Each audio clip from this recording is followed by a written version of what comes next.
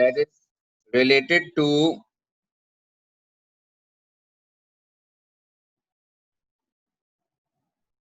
enthalpy changes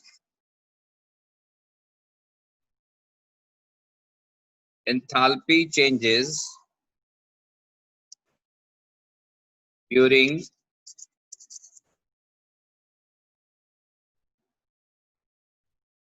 solubility of ionic lattice.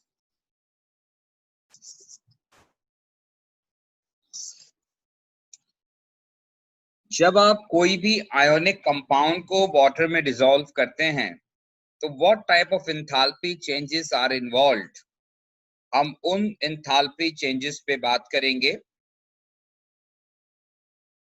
Normally आपने देखा है कि अगर आपने घर में पानी में नमक डाल दिया, थोड़ी देर में नमक डिसअपियर हो जाएगा पानी से, और वो डिसअपियर होने के बाद अल्टीमेटली आप ये कहते हैं कि NaCl डिसॉल्व्स, और वो डिसॉल्व कैसे हुआ कि अपने पॉजिटिव और नेगेटिव आयन में डिवाइड हो गए।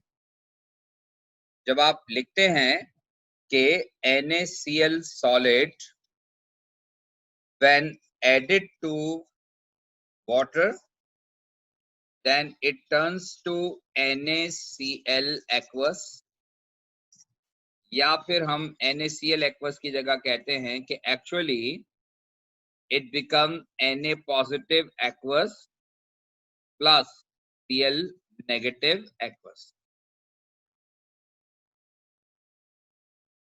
ये जो है इक्वेशन, अगर आप में से कोई बता सके कि ये इक्वेशन किसको रिप्रेजेंट करती है, कौन से एंथैल्पी चेंज को? What is the name of the enthalpy change involved in this equation? Anyone can answer?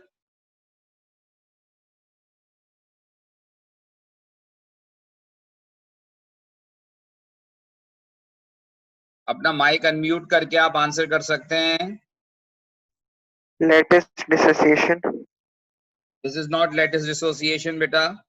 Lattice dissociation में you will get positive and negative gaseous ions.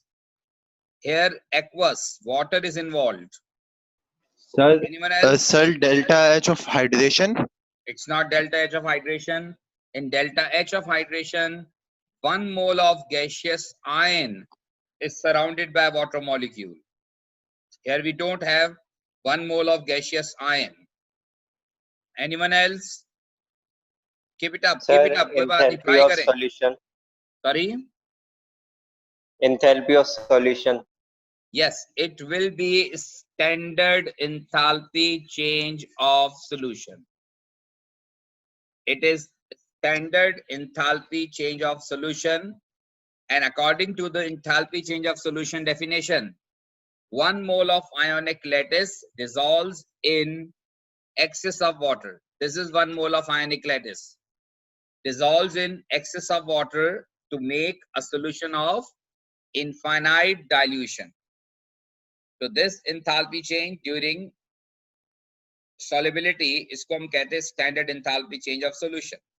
So basically actually we are discussing कि जब आप कोई भी ionic compound को water में dissolve करते हैं तो होता क्या है, how it dissolves in water, how a solid disappears in water. भाई आपने पानी में नमक डाला और थोड़ी देर बाद नमक डिसअपियर हो गया, तो ये कैसे हो गया? What type of enthalpy changes are involved? How an ionic lattice, आपको पता है ionic lattice is very strong structure. Ionic lattice structure जो होता है वो एक giant ionic lattice structure होता है, a very huge structure we have. So how it breaks in water molecule, क्या होता है वाटर में ऐसा जाके कि वो ब्रेक होके अपने पॉजिटिव और नेगेटिव आयन में डिवाइड हो जाता है। तो बेसिकली यहां पर आप कह सकते हैं कि there are 2 major steps in this phenomena. 2 steps are involved during enthalpy change. I mean when a compound is dissolved, so there are 2 steps involved, और वो जो 2 स्टेप्स हैं उसमें पहला स्टेप लॉजिकली होना चाहिए dissociation of ionic lattice, dissociation of ionic lattice. क्योंकि देखिए जब आप कंपाउंड को डिसॉल्व करते हैं तो वो अपने पॉजिटिव और नेगेटिव आयन में डिवाइड हो जाता है।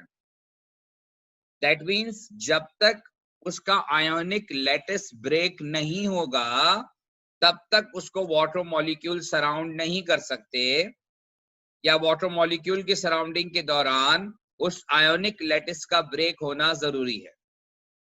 तो step number one is related to dissociation of ionic lattice.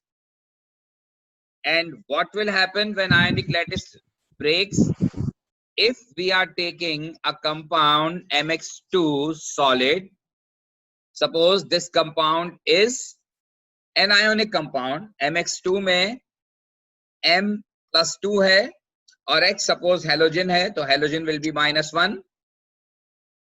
अब आपने MX2 को डिसोसिएट करना है, and once this structure is dissociated then it converts into M2 positive plus 2X negative gaseous. ये इक्वेशन रिप्रेजेंट करती है डिसोसिएशन ऑफ आयोनिक लैटिस को,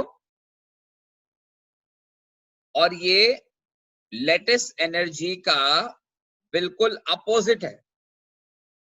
याद होगा लैटिस एनर्जी की जब हमने डेफिनेशन लिखी थी तो हमने कहा था कि 1 mole of ionic lattice form with its constituent gaseous ions, और यहां पर क्या हो रहा है कि 1 mole of ionic lattice dissociate हो रहा है, 1 mole of ionic lattice break हो रहा है। तो अगर 1 mole of ionic lattice break हो रहा है तो इसको ब्रेक करने के लिए भी वही एनर्जी रिक्वायर्ड होगी जब ये आयोनिक लैटिस बना था और वो एनर्जी हमें ऑब्टेन हुई थी। इसका मतलब ये हुआ कि जो मैग्नीट्यूड होगा एनर्जी का इट विल रिमेन सेम, लेकिन फर्क ये पड़ेगा कि आयोनिक लैटिस जब बनता है तो lattice energy is negative exothermic, but dissociation of ionic lattice जो है इज एंडोथर्मिक। मैग्नीट्यूड इसका वही रहेगा बट साइन विल चेंज। यानी इसका मतलब ये हुआ कि हम इसको यूं लिखेंगे कि दिस इज लैटिस एनर्जी, जो मैंने पहले भी आपको बताया था, लेकिन लैटिस एनर्जी का मैग्नीट्यूड वही रहेगा, साइन विल चेंज। तो मैं यहां पर माइनस लैटिस एनर्जी लिख रहा हूं।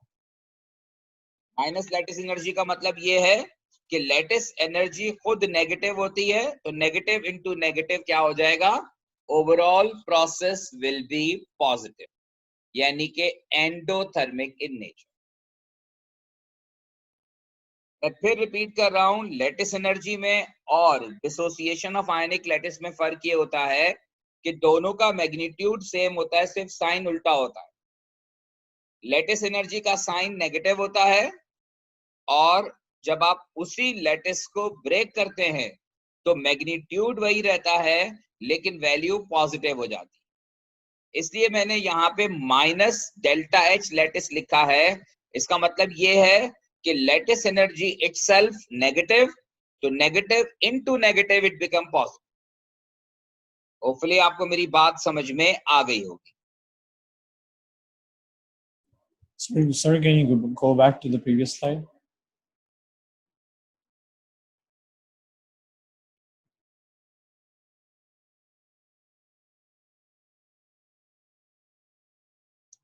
Is there any question?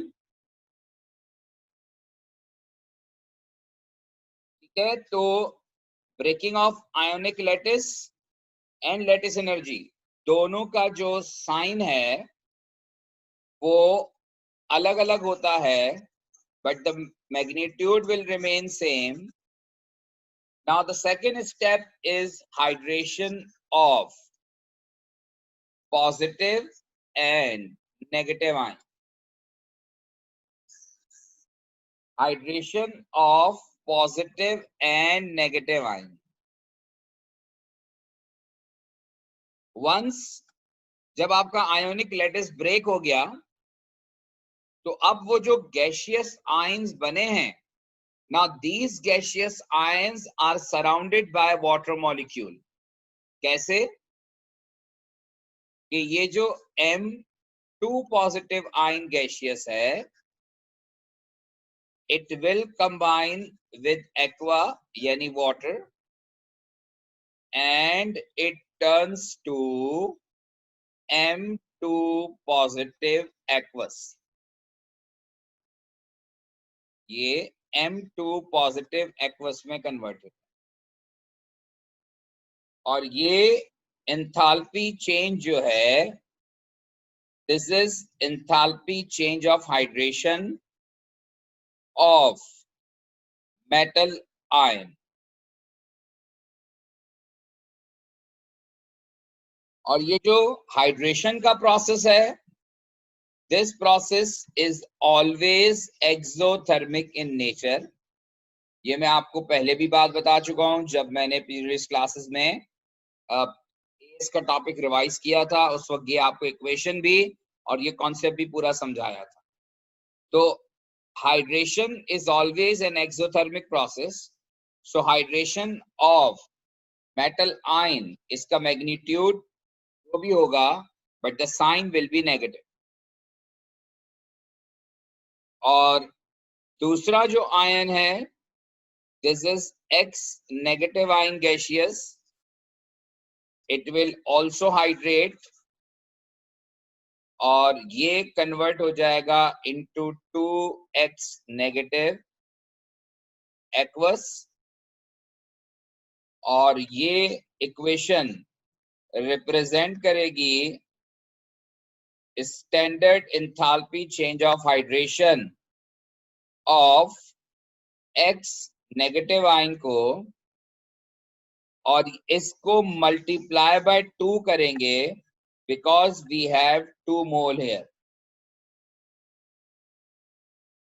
So these are the 2 steps involved whenever an ionic lattice dissolves in water. जब भी ionic lattice जो है वो water में dissolve होता है तो वो ये 2 steps उसको required होते हैं. Ionic lattice का break होना और positive और negative ion का बनना, ये साइमल्टेनियसली हो रहा होता है. लेकिन बहरहाल ये 2 बेसिक फिनोमेनास हैं which are involved once we get or once we have a compound dissolved in water.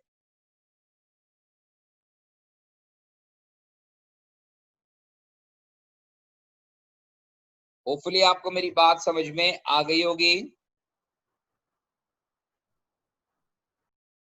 Now I will show the same in form of energy cycle.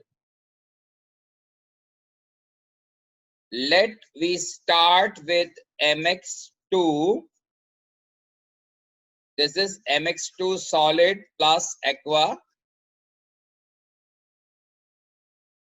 and this is dissociated. This is dissociated to form M2 positive ion gaseous plus 2X negative ion gaseous plus aqua, and this enthalpy change is known as standard enthalpy change or lattice energy but with opposite sign. जब आप negative lattice energy लिखते हैं इसका मतलब होता है lattice dissociation. ये arrow मैंने अपवर्ड बनाया है यानी कि प्रोसेस इज एंडोथर्मिक और लैटिस जो है वो डिसोसिएट हो रहा है. उसके बाद नेक्स्ट ये positive and negative ions both are hydrated, and hydration is always an exothermic process. अब ये M2 positive ion aqueous plus 2X negative ion gaseous plus aqua, और ये जो enthalpy change है, this enthalpy change is enthalpy change of hydration of M2 positive ion. अब आप कहेंगे कि मैंने इसको अलग क्यों शो किया है? तो अलग इसलिए शो किया है कि हाइड्रेशन का जो मैग्नीट्यूड है पॉजिटिव आयन का और नेगेटिव आयन का वो अलग अलग होगा. So that's why we are showing in two different levels. दोनों का मैग्नीट्यूड जो भी होगा लेकिन साइन नेगेटिव होगा. अब पॉजिटिव के बाद negative ions are also surrounded by water molecule. It will be M2 positive aqueous plus 2X negative aqueous, and this step is called step of hydration of X negative ion into 2. Why we took 2 वो मैं आपको पहले भी बता चुका. Right. अब आप एक चीज और देख रहे होंगे कि ये एक एनर्जी साइकिल है. This is an energy cycle. ये हमारा रिएक्टेंट है MX2 प्लस एक्वस, और MX2 plus aqueous is converted into M2 positive and X negative aqueous. ये product है. Now there is a difference of energy in between reactant and product. जैसे मैं पहले भी आपको बता चुका हूं, जब आप एनर्जी प्रोफाइल डायग्राम बनाते हैं तो ये आपका रिएक्टेंट और ये प्रोडक्ट होता है. तो रिएक्टेंट ऊपर और प्रोडक्ट नीचे है, यानी इसका मतलब ये हुआ कि एनर्जी रिलीज ज्यादा हो रही है और जो रिएक्टेंट की एनर्जी है या जो उसको ब्रेक करने के लिए एनर्जी चाहिए वो कम है. So now the overall process is exothermic. The difference of energy in between reactant and product, reactant ऊपर है, प्रोडक्ट नीचे है. So overall process is exothermic, और यहां पर ओवरऑल प्रोसेस को कहते हैं standard enthalpy change of solution.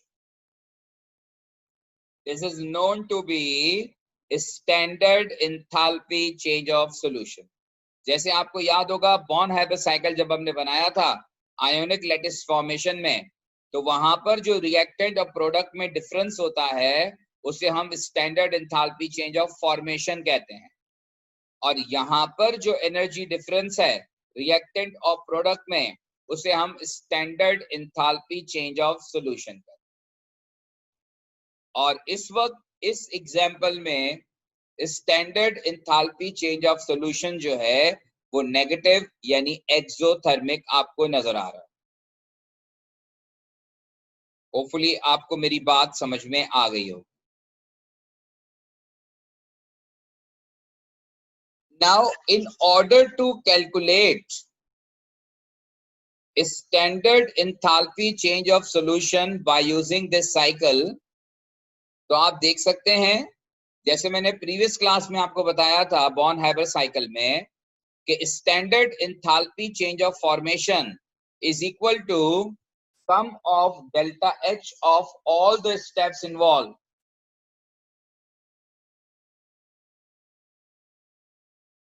लेकिन standard enthalpy change of solution जो है इसमें कौन कौन से स्टेप्स इन्वॉल्व हैं? लैटिस एनर्जी का अपोजिट है, यानी कि माइनस लैटिस एनर्जी है, और हाइड्रेशन है. So it is equivalent to sum of all the steps involved. So it is minus delta H naught lattice plus hydration of positive ion plus hydration of negative ion.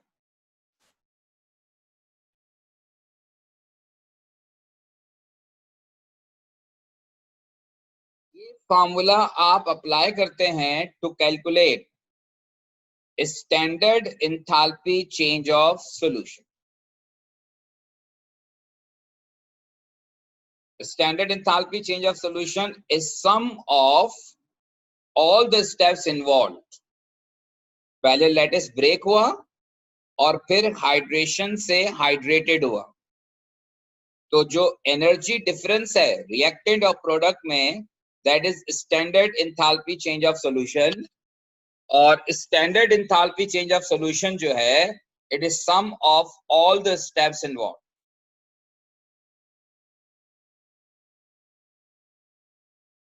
Hopefully आपको मेरी बात समझ में आ गई होगी.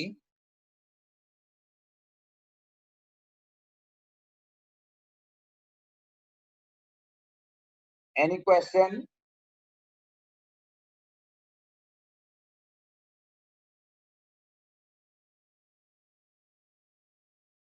अच्छा, ये असाइनमेंट नहीं है, बट आप ट्राई कीजिएगा. It's not an assignment but it's a practice question. मुझे सबमिट करने की जरूरत नहीं है. It is just a practice question. If you have magnesium sulphate, आपको मैग्नीशियम सल्फेट का वही एनर्जी साइकिल बनाना है सॉल्युबिलिटी का. मैग्नीशियम सल्फेट के बाद जो है आप बनाएंगे AlF3 का, ठीक है. और इसके बाद जो है वो आप बनाएंगे Na2S solid, sodium sulphide solid. या बल्कि ये इसकी जगह आपको मैं बताता हूं, कैल्शियम नाइट्रेट. ठीक है. इन तीनों का आप एनर्जी साइकिल बनाइएगा सॉल्युबिलिटी ऑफ आयनिक लैटिस का. It's not an assignment, just बनाइएगा ताकि आप जो मैंने एग्जांपल अभी आपसे डिस्कस की है उसका कॉन्सेप्ट आपको और अच्छी तरह समझ में आ जाए. आप खुद से स्टेप्स करेंगे तो आपको आइडिया और क्लियर हो जाए. ठीक है जी. ये कंपाउंड कॉपी कर लें. ये सारे सॉलिड होते हैं आयनिक लैटिस, और ये जो हम एनर्जी साइकिल बना रहे हैं ये आयोनिक लैटिस के लिए ही बना रहे हैं.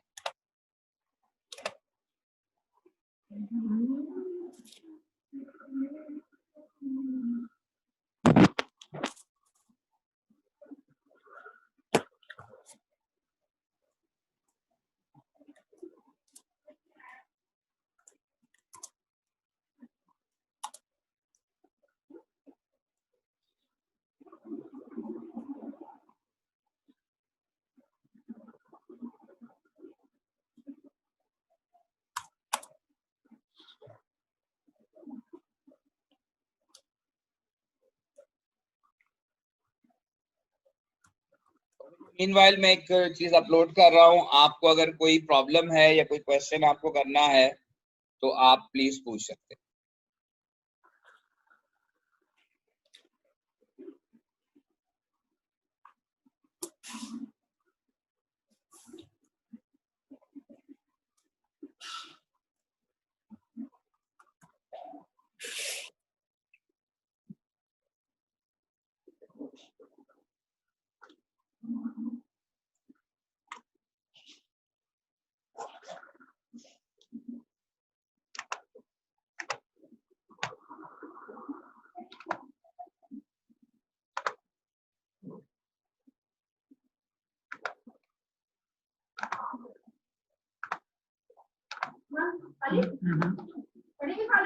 बस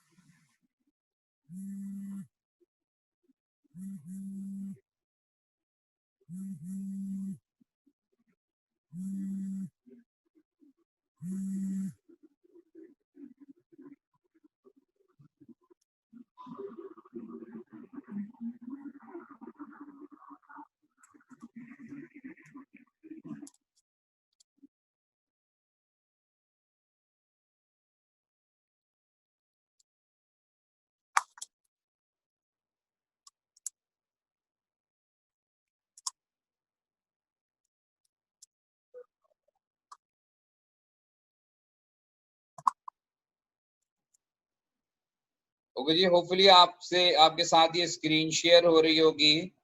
this is a question from June 10। ये जून 10 का क्वेश्चन है। जून 10 क्वेश्चन नंबर 42 का क्वेश्चन नंबर 2 भी है। और क्वेश्चन ये है कि the following table list some enthalpy change for magnesium and strontium compounds।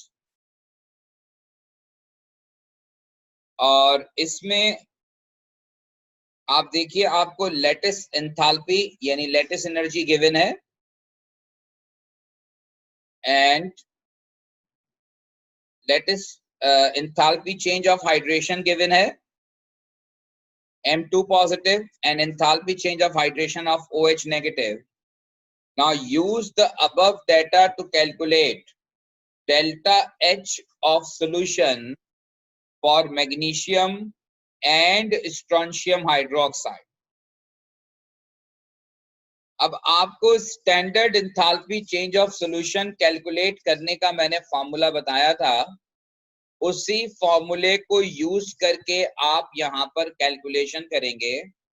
First for magnesium hydro oxide, दोनों की निकालनी है, मैग्नीशियम हाइड्रो ऑक्साइड की, और दूसरा निकालना है strontium hydroxide. Now for standard enthalpy change of solution, अगर आप प्रीवियस पेज पे देखें जो मैंने अभी आपसे जो शेयर किया था, उसमें आपको ये बताया था कि माइनस लेटिस एनर्जी, तो मैग्नीशियम, ये देखें, ये डाटा पहले कॉलम में मैग्नीशियम का गिवन है, दूसरे कॉलम में डाटा स्ट्रॉन्शियम के लिए गिवन है। तो अगर हमें मैग्नीशियम हाइड्रोक्साइड के लिए निकालनी है तो हम मैग्नीशियम का डाटा लेंगे -2993। मैंने पहले भी आपको कहा था कि लेटिस एनर्जी की वैल्यू जो आपको गिवन होगी पेपर में वो नेगेटिव होगी, और जब आप नेगेटिव को नेगेटिव से मल्टीप्लाई करेंगे तो पॉजिटिव हो जाएगा। पॉजिटिव होने का मतलब ये है कि अब ये लेटिस डिसोसिएशन हो गया, यानी कि endothermic process. Next, enthalpy change of hydration of M2 positive ion, और M2 अगर मैग्नीशियम है तो मैग्नीशियम के लिए वैल्यू है ये plus -1890 plus enthalpy change of hydration of OH negative ion is -550, लेकिन इसे हम मल्टीप्लाई बाय 2 करेंगे, और उसकी वजह ये है कि यहां मैग्नीशियम हाइड्रोक्साइड में OH negative 2 है। Now this calculation is used to calculate standard enthalpy change of solution of magnesium hydroxide। और अगर आप मुझे इसका आंसर बता सकें, anyone can solve quickly।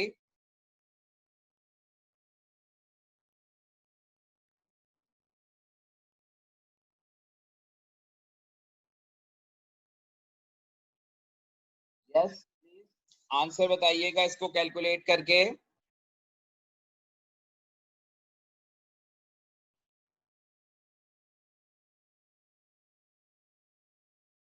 Anyone can?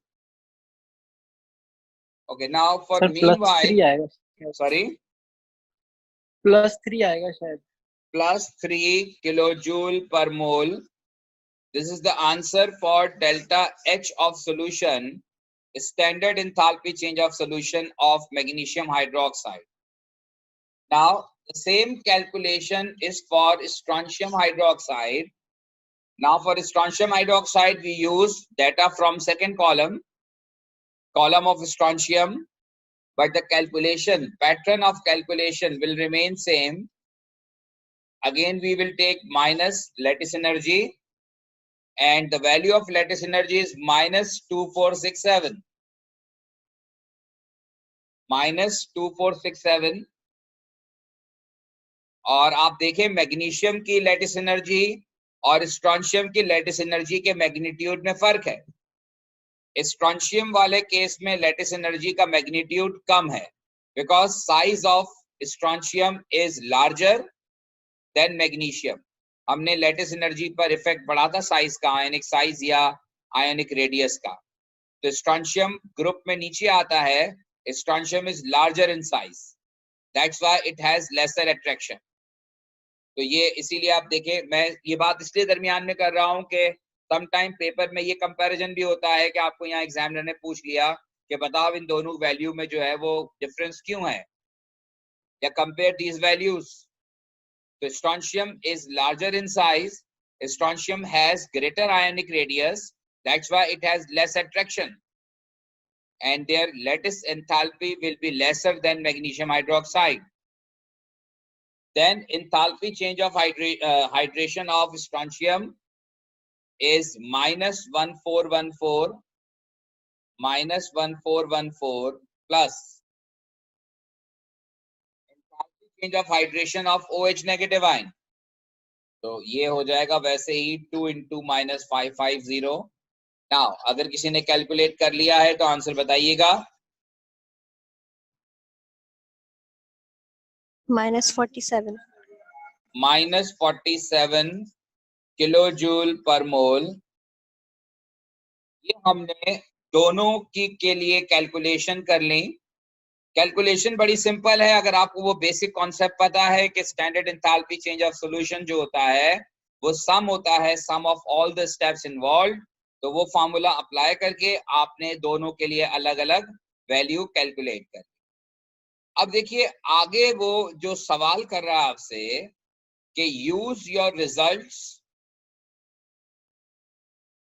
To suggest whether strontium hydroxide is more or less soluble in water than magnesium hydroxide. State any assumption you make. आपको ये बताना है कि ये दो standard enthalpy change of solution हमने calculate किए हैं.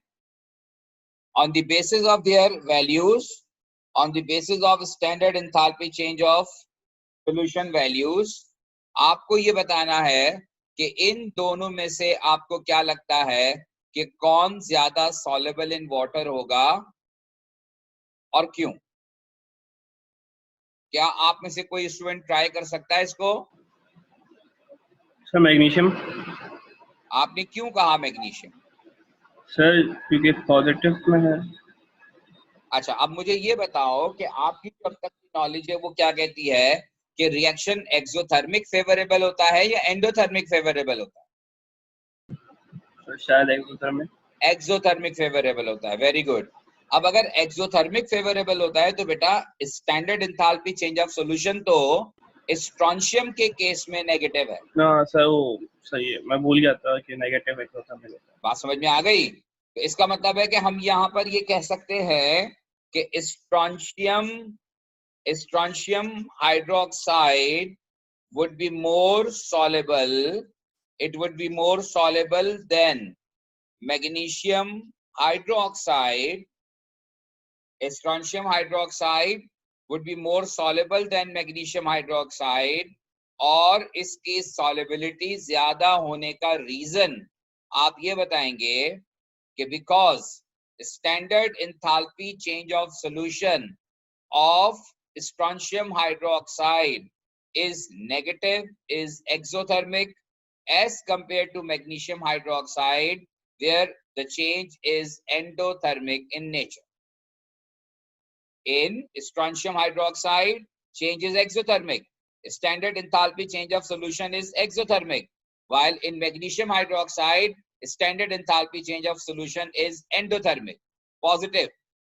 पॉजिटिव का मतलब यह है कि आपको इस रिएक्शन को प्रोसेस करने के लिए यू नीड एनर्जी, जबकि नेगेटिव का मतलब ये होता है कि आपको एनर्जी मिलेगी.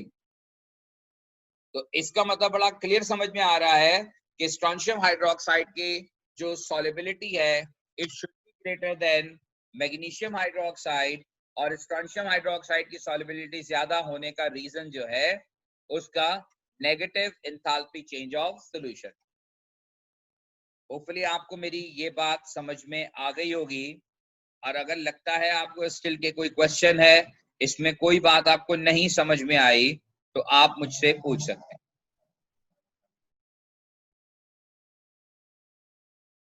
इसका तीसरे पार्ट का क्वेश्चन अगर आप ट्राई करें, suggest whether strontium hydroxide would be more और less soluble in hot water than in cold, explain your reasoning.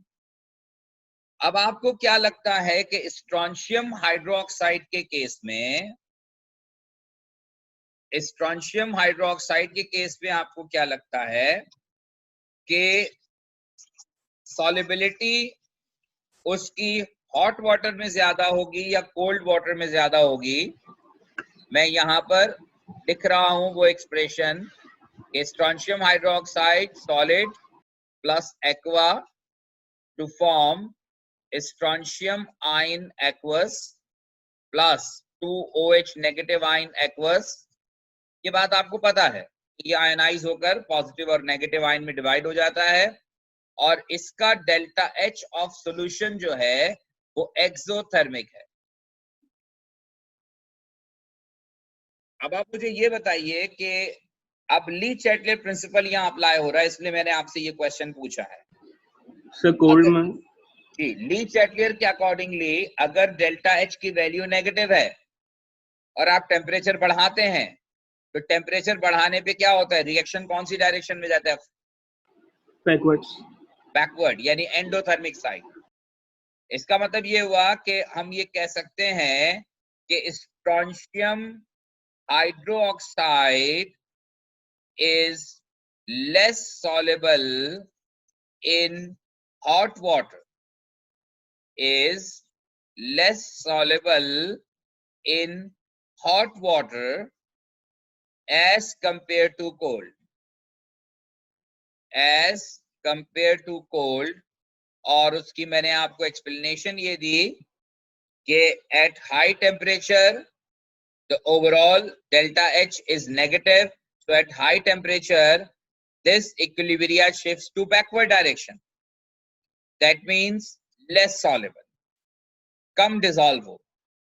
जबकि पूछा नहीं गया, लेकिन अगर यही बात मैग्नीशियम के साथ होती, अगर यही बात मैग्नीशियम हाइड्रोक्साइड के साथ होती, तो मैग्नीशियम हाइड्रोक्साइड के साथ आप उल्टी बात करते। वजह यह है कि मैग्नीशियम हाइड्रोक्साइड के केस में डेल्टा H की जो वैल्यू है दैट इज पॉजिटिव, और जब डेल्टा H पॉजिटिव होता है तो टेम्परेचर बढ़ाने पर रिएक्शन एंडोथर्मिक साइड पे जाता है, यानी फॉरवर्ड जाएगा। तो magnesium hydroxide would be more soluble in under high temperature, जबकि strontium hydroxide is less soluble under high temperature. अब देखें, आपके ये AS के और O लेवल के कॉन्सेप्ट से जरा मैं हट के बात कर रहा हूं। आमतौर पर आपने ये पढ़ा है कि सॉल्युबिलिटी जो होती है वो इंक्रीज होती है with the increase in temperature, लेकिन अब मैं जो A2 में आपको बात बता रहा हूं वो थोड़ी सी मुख्तलिफ है। सॉल्युबिलिटी ऑफ सॉलिड जो है वो इंक्रीज या डिक्रीज होती है, वो डिपेंड करता है कि उसका डेल्टा H ऑफ सॉल्यूशन जो है वो पॉजिटिव है या नेगेटिव है।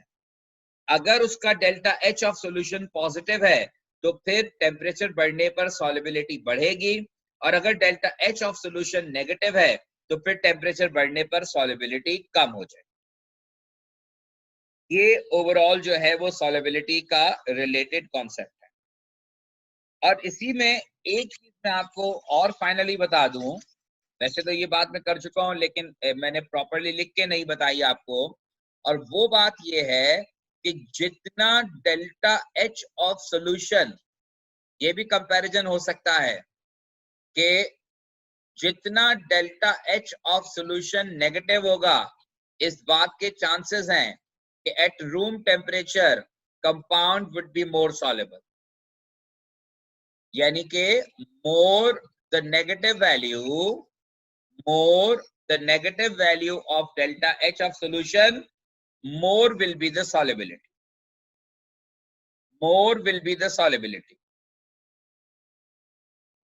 अगर डेल्टा H ऑफ सॉल्यूशन जितना ज्यादा नेगेटिव होता जाएगा, अब ये बात मैं क्यों कर रहा हूं आपसे, बादों का पेपर के अंदर ये सवाल होता है कि एग्जामिनर आपको 3-4 कंपाउंड की standard enthalpy change of solution देता है और उनकी रिलेटिव सॉल्युबिलिटी कंपेयर करवाता है।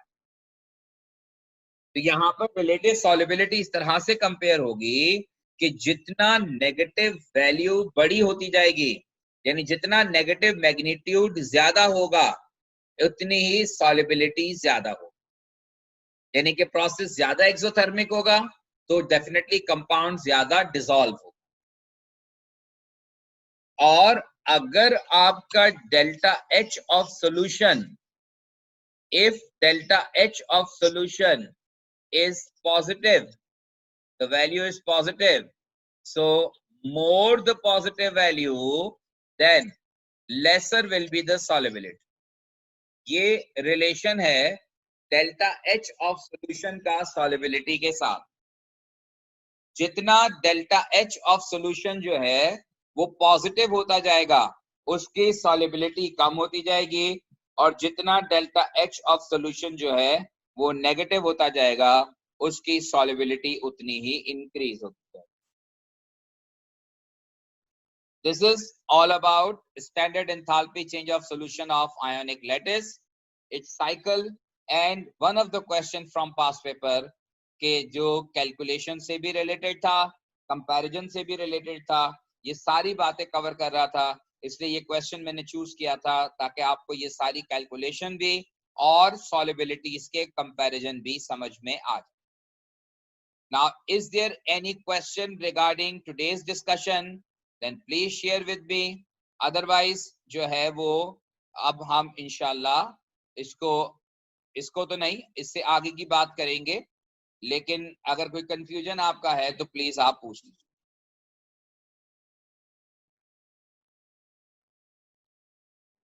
राइट बेटा, तो देखिए मैं आपसे फिर कह रहा हूँ कि अटेंडेंस को जो जरा उस पे फोकस करें। अगर आपके पास कोई इशू है लाइट का और इंटरनेट कनेक्टिविटी का तो कोई प्रॉपर डिवाइस ले लें फिलहाल इन हालात पे रहते हुए, डैश का या जोंग का इंटरनेट डिवाइस ले लें ताकि वो पहले से चार्ज हो और लाइट जाने पर आपका केबल ऑफ ना हो। और इसके अलावा जो है दूसरी इंपॉर्टेंट बात ये है कि ये जो आपका टैब, लैपटॉप, मोबाइल जिस पर भी आप जो है वो क्लास ले रहे हैं उसको भी चार्ज रखें। आपको टाइमिंग का अंदाजा है, पहले से उसको चार्ज होना चाहिए ताकि क्लास के दौरान आपको परेशानी ना हो। ठीक है जी, होपफुली कोई आपको प्रॉब्लम होगा तो आप ग्रुप पे या मुझसे डायरेक्टली जो है वो शेयर कर लीजिएगा। जिन लोगों ने अभी तक मुझे असाइनमेंट सबमिट नहीं किए, ये उनकी फेवर में कर रहा हूँ कि मुझे ये असाइनमेंट आज शाम तक या कल सुबह तक जो है वो आप मेरी क्लास से पहले जो है वो भेज दीजिएगा ताकि मैं इनको मार्क कर दूं। कल ये क्लोज हो जाएगा और शायद परसों फिर आपको एक नया असाइनमेंट जो है वो असाइन हो जाएगा। ठीक है जी, एनी क्वेश्चन? राइट जी, तो अब नेक्स्ट क्लास में इंशाल्लाह